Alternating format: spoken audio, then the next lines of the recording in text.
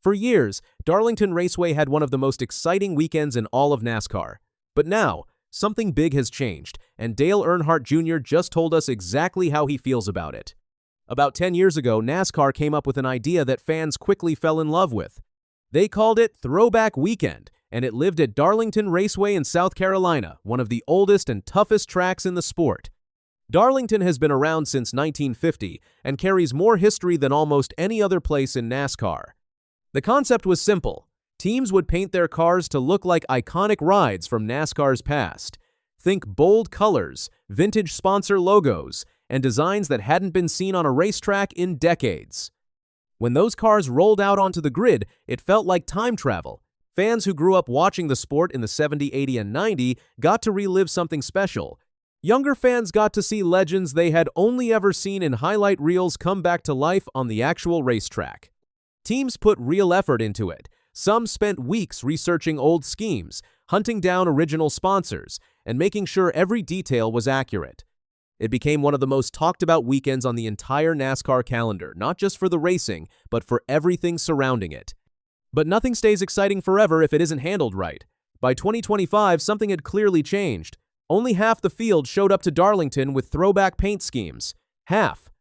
In the early years, nearly every car on the grid was dressed up. That drop was hard to ignore. The reason kept coming back to the same answer: sponsors. The teams are not the ones who decide what goes on the car. The companies paying for it are. If a major brand is spending millions to have their logo on a cup car all season, they are not always happy about having it replaced with a vintage design for one weekend.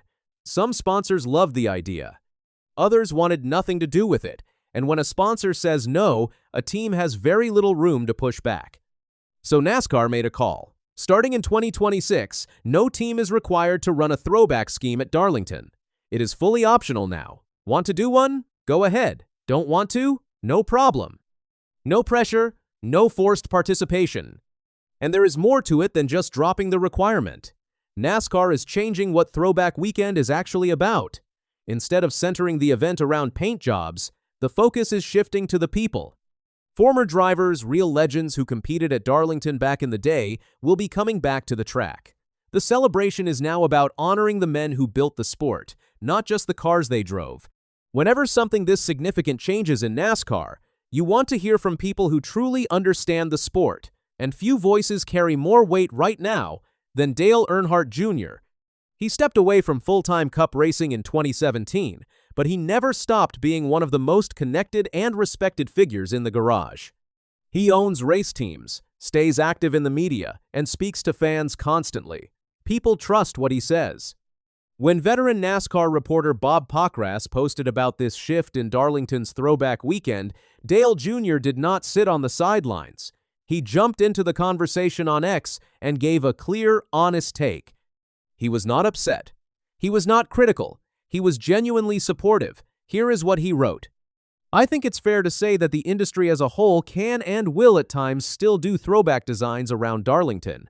You'll see a handful this year. That is an important thing to understand. Dale Jr. is not saying throwback schemes are finished. He is saying the teams who truly want to do it, the ones with a real vision and the support to pull it off, will still do it. You will still see great designs on the track, just not from every single team. He also pointed something out that is easy to miss. NASCAR never actually banned throwback schemes. Teams can run one at any race, at any point in the season, whenever they want. Any team with a great idea and a willing sponsor can make it happen. Junior sees that as a positive sign of freedom. It means throwbacks can happen on their own terms now, not because a rule forced them. Then a fan pushed back with a complaint that had been floating around for a while that throwback designs simply do not look right on the current car. The next-gen car, which NASCAR introduced in 2022, has different proportions than older cars. The number placement is not the same. When you try to dress it up in a 1980s paint scheme, something feels slightly off, no matter how well the design is executed. Dale Jr. did not argue with that. He acknowledged it straight up. But then he made a point that really gets to the core of this whole conversation. No one is ignoring this fact. But it is what it is at this point.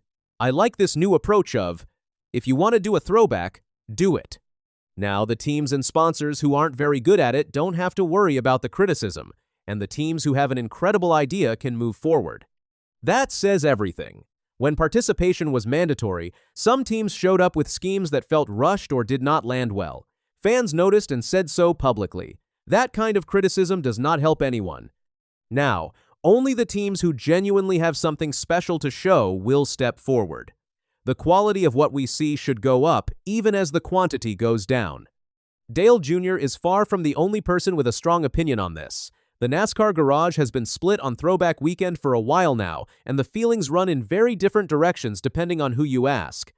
Chase Elliott, the face of Hendrick Motorsports and one of the most popular drivers in the sport, has been honest about feeling like the tradition already ran its course. He said, "I thought it lost it about 4 or 5 years ago. At some point, I think we gotta chill on it a little bit." He is not dismissing the idea entirely. He is just being real about the fact that the energy faded. When something gets repeated year after year and the excitement drains out of it, forcing it to continue does not bring that excitement back. Elliott saw that happening and was willing to say it out loud. On the other side, drivers like Busch and Brad Keselowski are strong believers in keeping the tradition alive. Both of them enjoy doing throwback schemes and believe fans genuinely love seeing a great retro design on the track. For them, it is part of what makes Darlington feel different from every other race on the schedule. So the garage is genuinely split. Some drivers are ready to move on. Others want to protect the tradition. Making it optional is the one answer that works for both sides. Nobody is forced into something they do not believe in, and nobody is stopped from doing something they love. When Darlington comes around this season, expect a smaller but potentially sharper group of throwback cars on the grid. Dale Jr. said himself that you will see a handful, and those cars might actually stand out more than ever simply because they will be surrounded by regular season liveries. When fewer cars go retro, the ones that do become the real conversation. But the paint is not even close to the biggest storyline heading into Darlington 2026. NASCAR is introducing a new short track package at the track this year, and the drivers who understand what that means for the racing are not holding back on their predictions. Chase Briscoe is expecting things to get wild. Denny Hamlin, one of the most experienced drivers on the grid, is saying the race could be completely out of control. And when you remember what Darlington already is, tight walls, rough pavement, zero room for error, those predictions feel very realistic. There is a reason the track is called the Lady in Black. She has left a mark on every driver who ever underestimated her. Add a brand new racing package into that mix, and the 2026 race at Darlington has the ingredients to be one of the most unpredictable events of the entire season. Throwback Weekend is changing. Dale Earnhardt Jr.